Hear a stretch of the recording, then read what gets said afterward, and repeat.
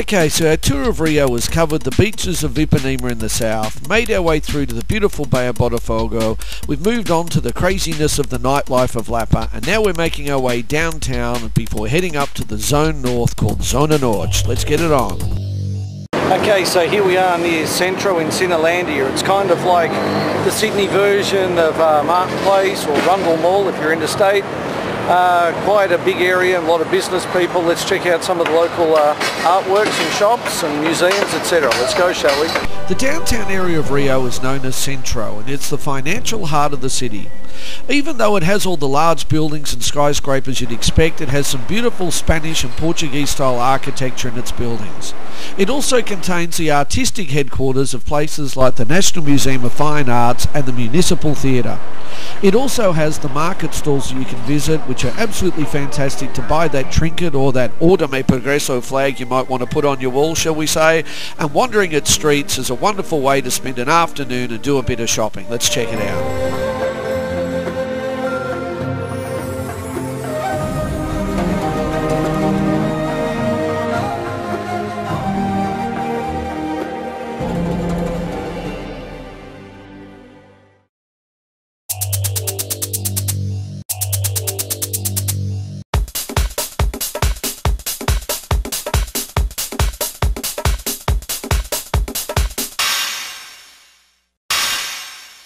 Brazil's economic recovery really started under its previous president known as Lula.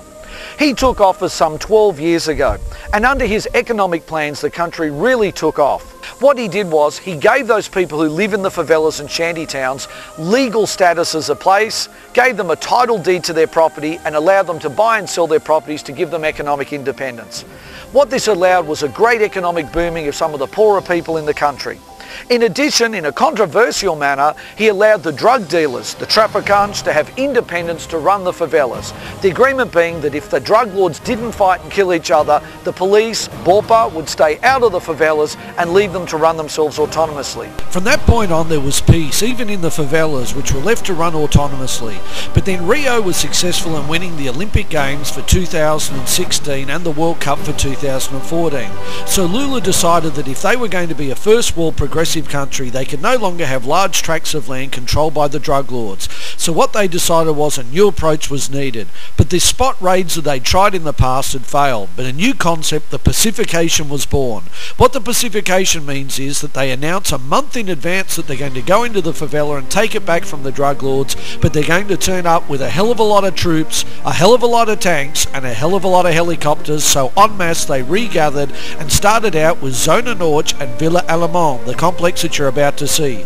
They overtook it, overran it, and now control it ever since. And that's what inspired me to go to Zona Norte to see how successful it had been before they attempted the same thing down in the south in Rocinha, the biggest favela in Brazil. Okay, so here we are in Zona Norte, which is where the first Pacification took place. About a year ago they came to Alemão here and the police came in and overran, and apparently it's been a lot better since. We're here at the top where the cable car runs for 50 cents all around the North Zone.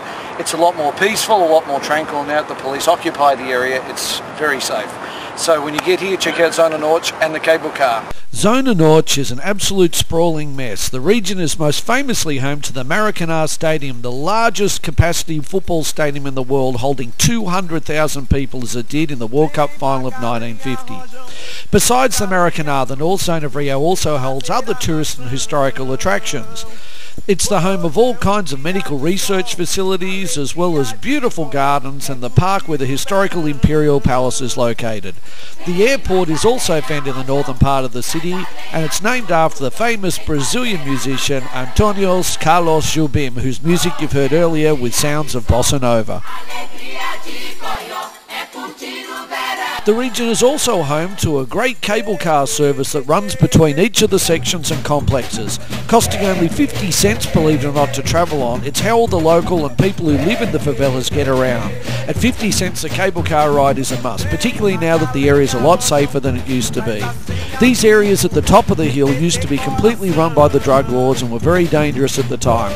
But now you can get around the city and see most of the samba schools, go and check out some of the nightlife and see the people who live in these shanty towns or favelas, which live in sort of an undeveloped economy that runs by itself these days. Anyway, check out Zona Norte for yourself when you get to Rio De Janeiro.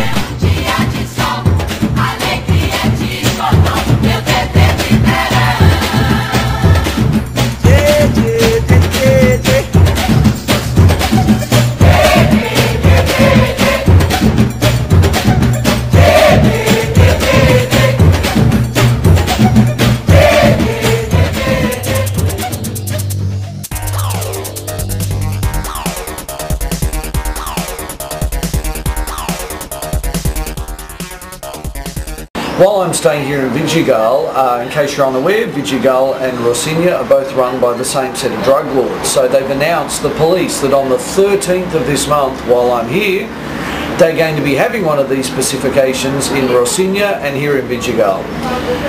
It's going to be very interesting, obviously staying here during that period. I'm going to try and cover it for you and we see what happens. You know, they turn up apparently with helicopters, tanks, you name it. It's going to be an experience and a half. So let's see what happens as we live the issues that affect Rio in terms of the drug dealers, the police, the society and the upcoming Olympic Games. Let's see what happens here in Vidigal and Rocinha. It'll be interesting. I made my way to Rocinha, the largest favela in Brazil, and I thought I would check out what it looked like before the police came in to occupy it. Okay, so here we are, and we've made it into Rocinha, you know, around the other side of the mountain from Vidigal. Rocinha actually means small farm, and as you can see, it's no longer small and it's no longer a farm. It's now home to some 150,000 people who come and live here in the favelas. There's been a lot of controversy about the favelas, as you've seen in the rest of the show. Rocinha has over 60,000 houses, and what you see on the outside, believe me, is not what you see on the inside. Although many houses look bad from the outside, once you get inside there's modern kinds of furniture, DVD players and flat screen TVs. In fact, Rocinha even has its own McDonald's and bank ATM, so these favelas have really progressed. When you come here, it's one of those things you've really got to check out to get an authentic Rio experience.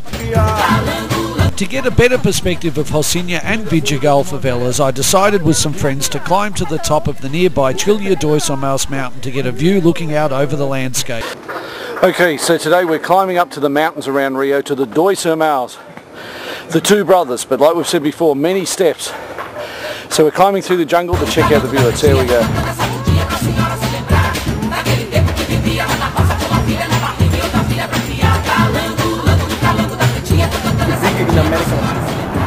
Okay, so here we are on this part of our journey and we're looking out over Rocinha. Rocinha is the largest favela in South America, only bettered by the one in Mexico City. We're continuing on to the Dois Irmãos, which means the Two Brothers Mountain. But the view from up here is incredible. You have the poor people and the rich people living side by side. So as I looked at the multi-million-dollar views, I started to begin to wonder whether or not the Pacification was about the drug lords who are taking back some of the richest property in Rio.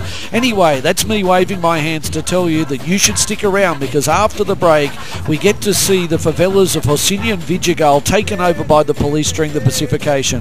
The national news or Globo cover it, and well, it's wild times. You don't want to miss it. I'll see you after the break, everyone. Don't go away.